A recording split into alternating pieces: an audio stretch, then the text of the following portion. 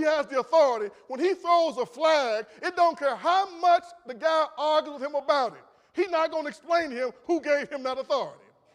He got the authority because he got the whistle. And the whistle gives him the authority. I never forget, I was playing basketball back down in the coal field, what they call the coal field conference.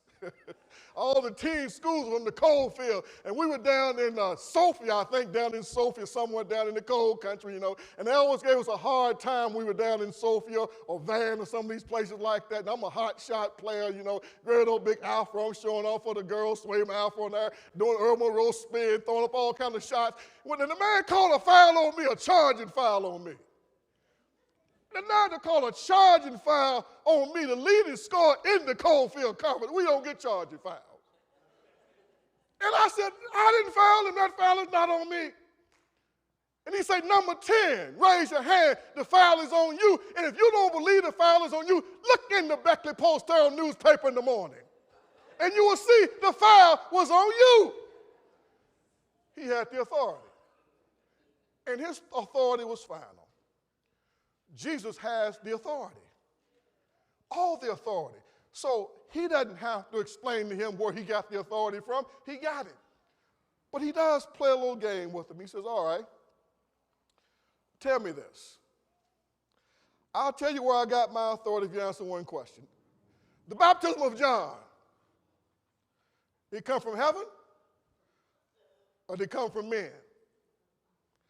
And they reasoned together, and they huddled up, and they caught and said, well, if we say it came from heaven, he'll say, then why didn't you believe it?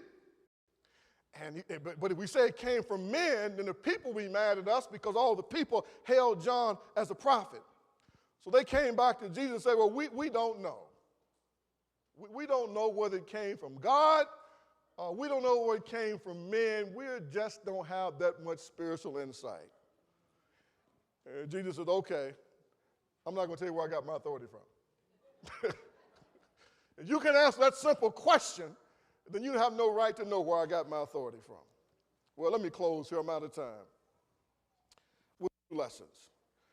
Lessons that we learned from the cleansing of the temple and the confrontation there. Social evil in institutions is deeply ingrained. And social evil and evil leaders must be aggressively and publicly exposed and confronted. Social evils are deeply ingrained. Deeply ingrained. In order to bring about social change, social conflict must be initiated. There's no way of not having conflict when you got the truth and you got something that's not true. The mere bringing together of the truth with the false will result in some conflict. I'm not trying to start anything, but I'm just waiting to hear from the right to life people. Because I think we got the number one case right now. I've been watching this case very closely to see how they were going to rule. A couple of years ago, the West Virginia legislature passed a law that basically protect a fetus inside of a mother's womb. And that if someone damaged the fetus while they're inside the mother's womb, that person could be criminally prosecuted. Last week, Judge Duke Bloom accepted the plea arrangement of the young man who shot a young girl in the east end of Charleston about a year ago. As a result of the altercation, her baby died. And they sentenced him for life in prison without mercy for the murder of the unborn child. Now, I'm not making this up. If y'all read the newspaper, y'all know it was in the newspaper. It was in the newspaper. Now we got a challenge here. Okay, that if someone tries to kill somebody else and kills their unborn child, as a result of that, can be tried and convicted and sentenced as a murderer, has the state of West Virginia and the court not established and affirmed that the life inside the womb was a child. And it says nothing about viability. The law doesn't say that the fetus has to be viable outside the body. It doesn't say that at all. Now, y'all Christians, right? Most of y'all pro-lifers, right? So why ain't y'all watching this and talking about this? This is how you bring about change. You work within the system. You take the very law that the system has created and force the system to act on the law that it's created. Y'all think about that for a while. So it's easy for us just to talk. See, Christians are brave inside the church. Oh, we get together and we talk about how bad God are, and we got all this power, you know, and this, that, and the other. We get out in the street, man, we like church mice. We won't say anything that would be viewed as controversial. We won't challenge anybody on anything. Let them do anything they want to do, and we won't say a word. And then run back to the church and talk all big and bad. Y'all know I'm telling the truth. If we expose social evil, we got to offer an alternative. So Jesus offered the kingdom of God. We just can't tell society how bad it is, how corrupt it is, how evil people are. We got to offer the alternative, and the alternative is the kingdom of God. The alternative is the program of God. And we got to remember that it is the common people that we're reaching out to in the name of the Lord. If you read in that text, you will say the people heard him gladly. The people heard him gladly. They feared the people.